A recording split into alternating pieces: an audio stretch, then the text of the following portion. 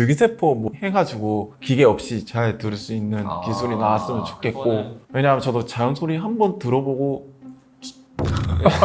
확실히 인공호흡 수술은 진짜 현대의학이 신한테 도전하는 방법 중에 하나다라는 생각이 저는 항상 듭니다. 안녕하세요, 닥터 프렌즈입니다. 오늘도 맨날 오시는 이비인후과 조영상 교수님 모시고 시작합니다. 혹시 모르니까 소개 간단하게 한 번만 하시죠. 안녕하세요. 늘 이 채널에 나오는 삼성서울병원에서 귀진료를 맡고 있는 조영상이라고 합니다. 조영상 교수님은 맨날 보는 사람이지만 또 처음 보는, 전 사실 배우인 줄 알았는데 너무 잘생겨가지고 감사합니다. 소개 한번 간단하게 부탁드립니다. 안녕하세요. 저 사랑의 달팽이 클라리넷 앙상블 수석 단원이자 복지사업팀으로도 함께 근무하고 있는 손정우라고 합니다. 저희 채널에서 사실은 뭐 난청, 이명, 그다음에 뭐 청각장애, 그리고 이제 인공와우 수술 이런 것들에서 계속 다루긴 했었는데 실제로 그 당사자분을 모시는 건 처음입니다. 아마 보시면은 잘 모르실 거예요. 이제 손정우님이 인공와우 수술을 받으신 분이거든요. 혹시 언제 받으셨는지? 제가 지금 29이거든요. 네. 그래서 22년 전 7살 때 수술을 받은 걸로 제가 기억하고 있습니다. 22년 전. 22년 전이면은 우리나라에서는 인공와우가 거의 태동하고 있을 무렵이죠. 뭐 비교적 초기. 상당한 초기의 수술을 받으신 거고. 그러면 저희가 인공와우 수술을 할 때 좀 중요하다라고 생각하는 게 말을 이미 배우고 잘 듣고 잘 말하다가 수술하게 된 건지 아니면 좀 난청이 있어가지고 보청기라든지 다른 것들을 좀 하다가 인공와우를 하게 된 건지 좀 차이가 있거든요. 혹시 본인은 어떤 경우였는지 알 수 있을까요? 일단은 어릴 적이라 기억이 좀 잘 나지 않는데 부모님 말씀으로는 제가 3, 4살 정도에 갑자기 고열로 3일 정도 알아누웠다고 하더라고요. 근데 그 전에도 태어났을 때도 소리가 그럼 잘 들었었냐. 근데 그것도 완벽하게 잘 듣는 상태는 아니었다고 하시더라고요. 그래서 뭐 생활할 때나 뭐 물건 할 때 뭐 아이가 놀라는 그런 모습조차도 약간 좀 다른 또래에 비해서 좀 늦은 게 없지 않아 있었다 좀 얘기를 했고, 그래서 3, 4살 때로 다시 돌아가면 그때 이제 고열로 갑자기 3일 동안 알아 누웠다고 했는데 그 후에 제가 장난감 가지고 노는 걸 되게 좋아했어요. 근데 이제 장난감 가지고 노는 그 3살짜리 아이의 뒤에서 부모님이 큰 소리로 불러도 반응을 안 했다고 하시더라고요. 그때 이제 병원에 가서 검사를 해보니 에바스 증후군이라고 해서 청각장애 진단을 받게 된 거죠. 에바스 증후군이 정확히 뭐죠? 뭐 아주 전문적으로 소개하면 복잡하지만 달팽이 관 속으로 이렇게 들어가는 전정수도관이라고 이제 뭐 관들이 이렇게 있어요. 뇌척수액이랑 연결이 돼 있는데 거기 이제 과도하게 확장이 되면 아무래도 많은 압력이 걸리거나 이러니까 충격이라든지 아니면 그쪽에 뭐 염증이 생긴다든지 이렇게 하면 청력이 좀 떨어질 수 있죠. 네, 인공화호를 하는 환아들 중에서는 굉장히 흔한 질환 중에 하나입니다. 그렇죠. 그렇게 되면은 사실 이제 전농, 아예 못 듣는 상태가 돼서 수술을 하게 되신 거죠.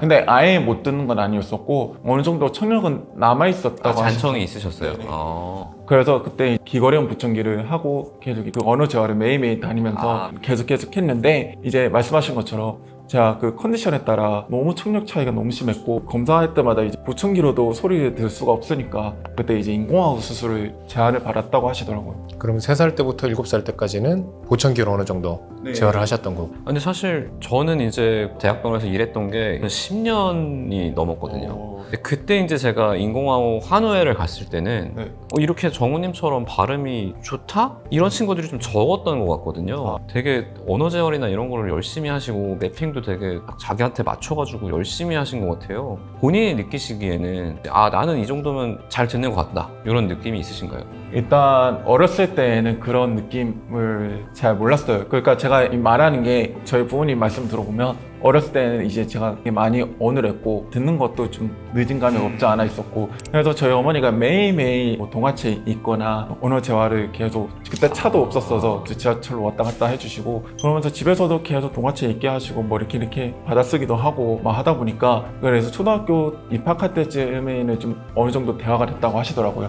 그러면 질문을 바꿔서 지금 저희 이렇게 얘기하는 거는 잘 들리시나요? 지금 이 공간이 조금 울려서 약간 울리죠. 네, 그리고 두 분 목소리가 좀 낮은 편이어서 제가 낮은 목소리를 잘 듣지를 못해가지고, 그래도 어느 정도는 잘 배려해주신 덕분에 잘 들리긴 합니다. 아하. 하필이면 남자들만 나와서. 그러니까 미안합니다. 근데 제가 아는 교수가 이 친구밖에 없어가지고 하필이면 또 남자 중에서도 낮아요. 목소리가 낮습니다. 네, 이 사람이. 네네. 정우 씨는 사실 수술을 7살에 받았잖아요. 원래부터 난청이 있었다고 하면 언제 하는 게 제일 좋아요? 인공화호. 뭐 선천성 난청 태어났을 때부터 못 들었다고 요즘에 영유아 청각 선별 검사를 다 하니까요. 그러면은 보통은 늦어도 12개월 정도를 요즘 추천하고 12개월에. 그러면 이제 정우 씨랑 비슷하게 말을 배우고 자라나다가 갑자기 안 들리게 됐어요. 그럼 그 시점부터는 언제 하는 게 좋습니까? 이 안에는 적어도 하는 게 좋다. 그러니까 뭐 우리 뭐 돌발성 난청 흔하잖아요. 저희가 프로그램에서 몇 번 다뤘었고. 많죠. 생각보다 많습니다. 돌발성 난청 생기고 뭐 이렇게 봤을 때 전반적으로는 맥시멈 10년 이내. 10년이네. 근데 확실히 생기고 빨리 청각 재활을 인공화호를 이용해서 받으신 분이랑 늦게 받으신 분이랑은 회복하는 속도라든지 마지막에 들을 수 있는 정도의 어느 정도 차이가 있긴 있어서 확실하게 못 듣고 회복 가능성이 없다라고 판단이 되면 본인의 사정에 맞춰서 가능하면 빨리 받는 걸 추천드리긴 합니다. 그러면 교수님은 계속 환우들을 보고 계시잖아요. 보는 입장에서 이제 정우 씨 정도의 발음과 듣는 거를 하려면 이게 뭐 일반적인 건가요? 아니면은 굉장히 잘 하는 굉장히 편이죠. 잘하는 네네.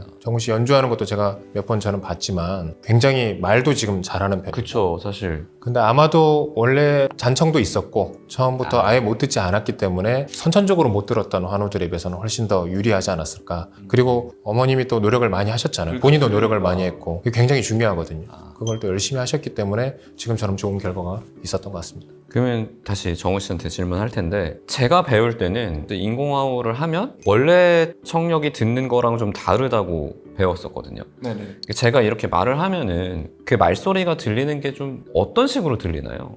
근데 제가 이거를 오히려 여쭤보고 싶었어요. 어렸을 때 정확한 정말 그런 소리의 기억이 없다 보니까. 그쵸. 너무 네, 오래전이니까. 그래서 제가 이제 매핑을 통해서 이렇게 여러 가지 소리가 이렇게 다 다르게 들리잖아요. 그래서 근데 사실 제가 음악을 공부를 하면서 좀 더 음악에 대한 소리에 진짜 소리를 잘 들으면서 해야 되잖아요.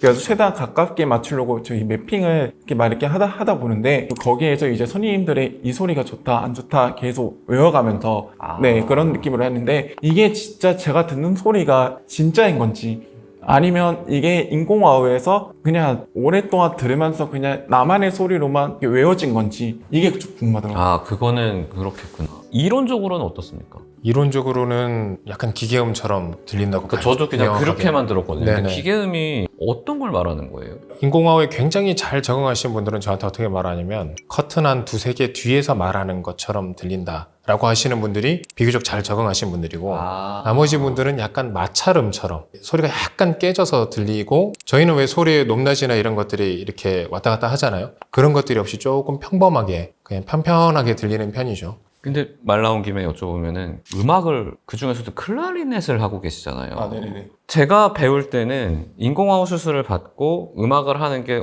많이 어렵고 그래서 타악기를 하는 게 그래도 음악을 즐길 수 있는 방법이었고 제가 이제 10몇 년 전에 들었던 환우회분들의 공연은 약간 이제 캐스터네츠랑 이런 타악기 위주의 공연이었거든요. 그래서 저는 사실 정우 씨에서 들었을 때 좀 놀랐어요. 클라리넷을 한다 그래서 그걸 하실 때 좀 어려움은 없으셨는지 궁금합니다. 일단은 두 분 다 전문가셔서 저는 이제 그냥 작가가 됐기 때문에 전 이비인후과 의사. 이게 제가 알기로는 일단 인공화호 자체가 음역대에 들을 수 있는 음역대 제한이 되어 있고 그 음역대 제한에서 압축돼서 듣기 때문에 근데 이게 제가 일단 악기를 하려면 게이름 구분이 멜로디 라인 이게 구분이 되어야 되고 거기 더 나아가서 음악을 또 표현해야 되는데 어렸을 때는 그게 없었던 거죠. 저만의 뭔가 방법대로 잘 표현하고 있고 뭔가 잘 풍부하게 잘 내고 있는 것 같은데 막상 녹음해서 듣거나 그 다음에 주변 사람들 이야기를 들어보면 그냥 로봇이 부는 것 같다.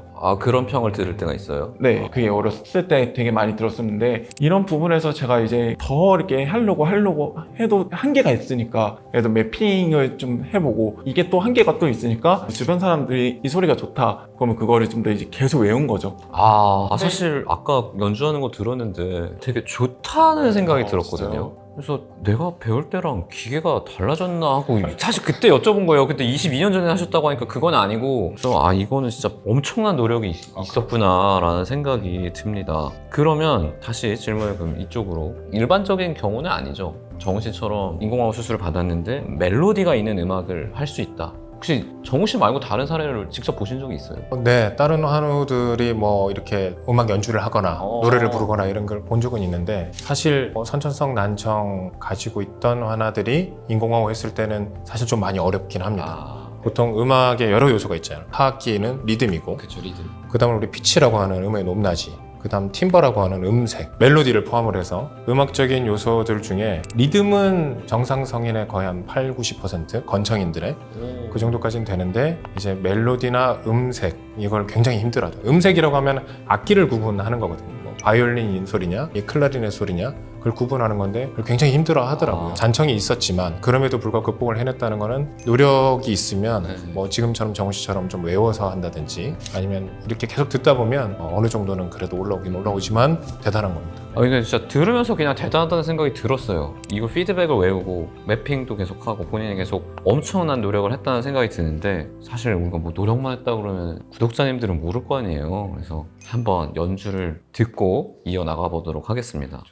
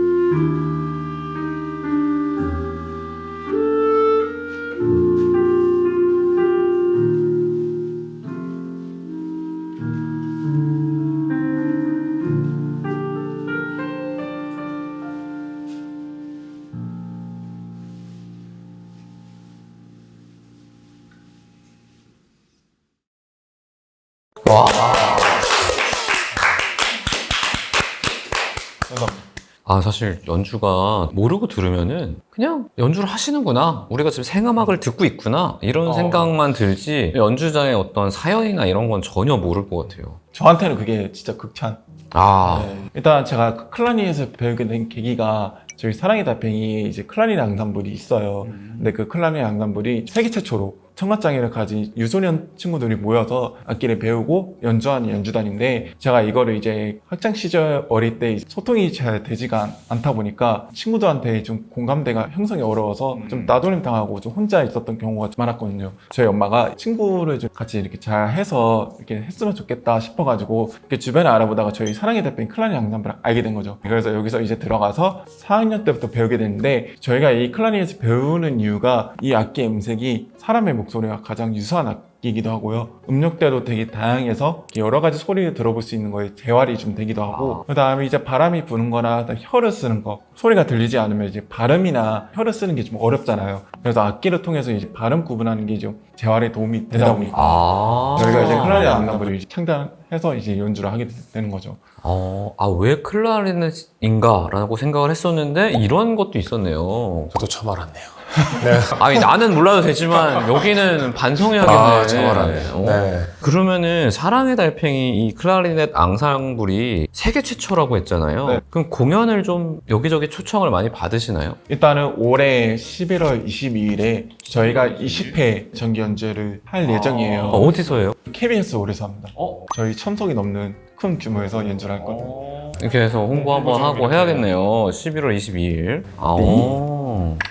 그럼 이렇게 계속 좋은 얘기를 나누고 있지만 또 방금 소리 때문에 약간 소통에 문제가 있어서 어렸을 때는 조금 친구들하고 어울리기 어려웠다고 하셨는데 그거 외에 내가 좀 이것 때문에 이 귀 안 들리는 것 때문에 이런 게 좀 불편했다 아니면 힘들었다 이런 게 또 있을까요? 일단은 지금 회사를 다닌 지 올해 횟수로 3년 차거든요. 근데 이제 그 회사에서 전화 업무를 하고 그 다음에 소통으로 회의를 하고 하는 부분에서 제가 처음에 왔을 때는 좀 긴장한 것도 있고 일에 전반적으로 잘 몰랐기 때문에 약간 좀 전화 업무나 이런 거 할 때 좀 잘 못 들어서 동문서답을 하는 경우로 오해가 생기는 경우가 종종 있었고 그 다음에 저도 약간 좀 커리어맨처럼 열심히 잘 해보고 싶은데 대화가 이제 정확하게 듣지가 않고 빠르게 반응이 어려우니까 약간 좀 그런 부분에서 스스로 그 청각장애에 대해서 약간 좀 가벼운 회의감? 네, 그런 거는 좀 없지 않아 있었죠. 지금은 근데 업무에 대해서 그래도 많이 적응하신 거 아닌가요? 가끔 이제 버스 타고 가면서 이제 우울해진 모습을 바라보면서 옛날 입사 초반 때 모습이 기억이 나요. 네, 그때 집에 올 때마다 완전 퇴근하면 기절하고 길 가다 보면 퇴근하고 한잔 하시는 분들 계시잖아요. 그런 에너지가 있을까라는 이해가 안 됐었어요. 제가 약간 이제 듣는데 에너지를 엄청 쓰다 보니까 엄청 피곤했는데 근데 점차 헬스를 다니기 시작하고 그 다음에 친구들하고 약속을 잡기 시작하고 어느 정도 적응이 됐으니 에너지가 좀 조금씩 남아지면서 써볼 수 있는 모습이 좀 적응이 되지 않았을까 생각이 듭니다. 의학적으로 듣기 노력이라고 하죠. 다 듣기 노력. 네, 듣기 노력에 상당한 많은 에너지를 써야 되고 뭐 인공화호든 보청기든 끼고는 있지만 미국 같은 데 가면 피곤하잖아요. 영어 계속 알아들으려면 괜히 더 귀 막 이렇게 해야 되고 이게 듣기 노력인 거죠 사실은. 네. 그렇게 이해를 하면은 굉장히 힘드셨겠다라는 생각이 들고 또 하나 궁금한 거는 네. 헬스를 하신다고 하셨으니까 마침 헬스도 헬스지만 요새 또 러닝 같은 것도 유행인데 네. 하다 보면 이제 땀도 많이 나고 웨이트 트레이닝이라고 해도 뭐 스쿼트 같은 경우에 어찌됐건 이 뒤로 뭔가 기구가 움직여야 되니까 제 생각에는 인공화호를 운동할 때는 떼야 될 것 같거든요. 안 끼고 해요. 안 끼고 해요? 네. 그럼 그때는 소리가 안 들어오잖아요, 잘. 제가 그 헬스를 하는데 이렇게 땡기잖아요. 무게추라고 하죠. 이게 왔다 갔다 하면서 놨을 때 세게 그러니까 머리에서 쾅 소리가 본인은 안 들리지만 다른 사람은 이제 크게 그러다가 이제 관장님이 오셔가지고 사살 놔달라 그런 게 있었죠. 이 정도면 근데 귀여운 에피소드네요. 원래 그냥 꽝꽝 하는 사람도 많거든요. 운동할 땐 이거를 빼는구나. 이거를 생각을 저는 못 해봤거든요. 근데 그런 건 있죠. 저는 헬스 말고도 야구를 좋아하거든요. 야구. 하는 것도 좋아하고 보는 것도 좋아하는데 야구도 어떻게 보면 그쵸. 네. 네, 그런 경우에는 와우를 하고 야구는 하죠. 대신에 이제 땀을 많이 흘렸을 때 집에 후다닥 와서 선풍기에 말리거나 말리고. 네. 혹시 그럼 응원하는 팀이 있어요, 야구? 저 하나. 요새 기분 좋으시겠네. 저희 아빠는 이제 LG인데, LG 하나 다 좋죠. 혹시 어디 응원하세요? 삼성. 아이고. 뭐 잘할 때가 있으면 못할 때도 있고 그렇지. 네. 그러면은 또 젖을 수 있는 곳이 미용실. 네. 미용실에서도 이걸 떼는데 사실 미용실 가면은 좀 이렇게 잘라주세요. 뭐 이렇게 해주세요라고 얘기를 좀 해야 되잖아요. 네네. 그럴 때 어떻게 해요? 또 에피소드가 있는데.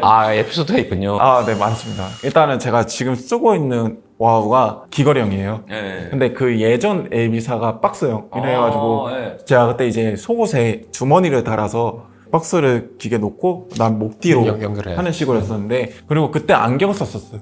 지금 라섹을 했고 미용실 갈 때마다 이제 목을 두르잖아요. 잠시만요 하고 제가 이게 있어서 한다. 근데 새로운 그 미용실 갈 때마다 그렇죠. 설명을 해요. 계속 얘기해야 되잖아. 네. 근데 제가 이제 이게 떼면 안 들리잖아요. 근데 또 이제 눈으로 부하를 또 봐야 되는데 안경을 또 벗으면 또 안 보이니까. 네, 그래서 이제 뭐라 말씀하시는 그 실루엣이 거울 쪽으로 보이는데 듣지를 못하니까 그래서 몇 번 이렇게 하다 보니 그냥 알아서 잘라달라. 근데 알아서 자르다 보면은 바보처럼 되죠. 이상하게 자를 때가 있잖아요. 네, 바보처럼 돼요. 그래갖고 점점 이러면 안 되겠다 싶어가지고 라섹을 해보자. 아니면 렌즈를 껴보자. 네, 렌즈를 껴보니까 이제 바른 구분이 어느 정도 쉬워지니까 하는데 여기서도 이제 긴장하는 거죠. 저를 계속 무슨 얘기를 할까. 이런 어려움 혹시 알고 계셨습니까? 외래 보는 입장에서? 예상은 했지만 이렇게 에피소드가 예상은 좀 했어요? 네네. 예상했다는 점에서 합격점 드립니다. 대단한데? 전 아예 생각도 못했는데? 아니 근데 듣고 있다가 뭔가 본인이 벗거나 아니면 이거를 벗어야만 하는 상황이면 네. 일정한 시간 정막이 있는 거잖아요. 케이스별로 다르겠지만 상황별로 약간의 두려움이라든지 불안함이라든지 이런 게 좀 생기지 않아요? 일단 사실 제가 주변 사람들 시선도 좀 신경 쓰는 편이었어요. 그래서 제가 이렇게 말하는데 미용사분이 당황하시거나 이상하게 보시거나 그리고 가끔 이제 옆에 자르신 분들이 또 보거나 창피할 이유는 없지만 창피해가지고 약간 그런 적은 좀 있죠. 그래서 계속 입모양으로만으로도 이제 한 번 알아들어야지 하고 막 거울에 집중해서 막 보면서 하는 거죠. 제 머리를 보는 게 아니라. 그럼 혹시 여기 진료를 보고 계시는 분은 아니지만 이번 기회에 이비인후과 선생님들 이런 건 좀 알아야 된다. 이런 거 있을까요? 한두 개가 아닌 모양인데? 일단 두 가지 소망은 있어요. 하나는 먼 미래긴 하지만 제가 들은 걸로 줄기세포 뭐 해가지고 기계 없이 잘 들을 수 있는 기술이 나왔으면 좋겠고, 왜냐하면 저도 자연 소리 한번 들어보고 29살에서 29살이니까 아직 멀었지. 그 정도면 나올 것 같기도 한데. 그게 안 되면 기계를 아예 영구적으로 안 해. 그냥 땀 걱정 없이 그냥 일어나자마자 그냥 듣고. 두 개 다 어느 정도는 연구 중이죠. 그렇죠. 특히 유전자 치료는 지금 연구를 꽤 많이 해서 유전자 치료는 미국이나 중국이나 이런 데서 임상 시험을 이미 상당히 진행했어요. 근데 전체 유전자는 다 아니고 오토프라고 하는 유전자, 그 하나에 대한 돌연변이는 환아들이 유전자 치료하고 나서 몇 주 안 지나서 굉장히 잘 듣더라고요. 그래서 거의 자연적으로 청력을 회복할 수 있는 단계까지는 왔고, 근데 비용이 아직은 뭐 비용이 임상 연구 단계니까 아직 시판되진 않았고, 근데 정작 더 이제 훨씬 유병률이 높은 뭐 GJB2라든지 이런 여러 가지 유전자에 대해서는 또 아마 기술 개발이 계속 이루어질 것 같아요. 근데 그럴 수는 있죠. 이제 그게 갓 태어난 신생아에 주사를 하는 게 효과적인지 아니면 성인이 다 돼서도 효과적일지는 좀 봐야 될 것 같아요. 그거는 모르겠지만. 그리고 기계 넣는 풀리 임플란티블 디바이스도 연구를 했었죠. 회사들에서 개발도 했는데 아직까지는 피부 밑에 마이크가 있을 때 바깥에서 소리가 왔을 때 자연스러운 소리를 전달하기가 힘들어서 거기에 한계를 느껴서 아직은 개발이 조금 미뤄지고 있는 중인데 아마 그런 기술도 머지않아 나오지 않을까 생각하고 있습니다. 오늘 또 하나 준비하셨다고 하거든요. 이건 네. 또 저도 되게 좋아하는 곡입니다. You Raise Me Up이라고. 부탁드립니다. 네.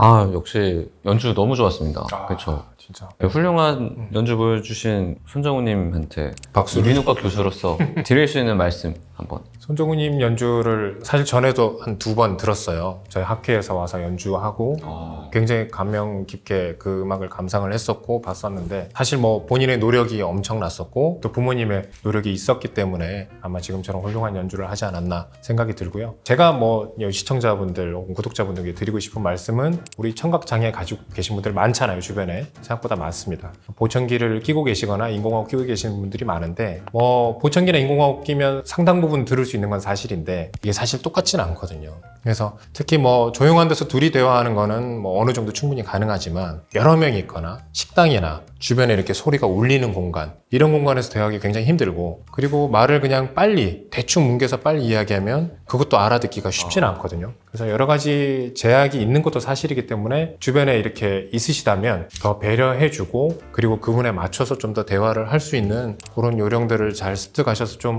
해주시는 게 여러모로 도움이 되지 않을까 의사로서도 그렇게 생각을 합니다. 그럼 우리 손정우님 오늘 닥터 프렌즈 나와주셨는데 소감 한마디 해주시면 좋겠습니다. 제가 이 두 분 옆자리에 앉아서 이렇게 이야기 나눈 것만으로도 너무 영광이고요. 말씀해 주신 것처럼 청각장애인을 만났을 때 각자마다 맞는 방식이 있기도 하고 그에 맞는 방식으로 대화에 대한 배려를 해주시면 저희도 너무 감사드릴 것 같고 더 나아가서 이제 저만의 스토리를 잘 담아서 연주자로서의 활동도 열심히 할 수 있도록 하겠습니다. 너무 좋네요. 사실 저도 채널에서 여러 번 청력이나 이런 거에 대해서 얘기를 해봤고 사실 저희 아버지도 지금 보청기를 하고 계시지만 또 이렇게 인공아우 수술을 받은 분을 이제 모셔서 얘기한 건 또 처음이어가지고 또 제가 생각하지 못했던 어려움들이 있었고 그럼에도 불구하고 이렇게 대단한 연주자가 되셨다는 것도 너무 놀랍고 확실히 인공아우 수술은 진짜 현대의학이 신한테 도전하는 방법 중에 하나다 라는 생각이 저는 항상 듭니다. 지금 오늘 이렇게 영상 봐주셔서 정말 감사드리고요. 저희 다음에 또 더 유익하고 좋은 방송으로 찾아뵙도록 하겠습니다. 감사합니다. 감사합니다.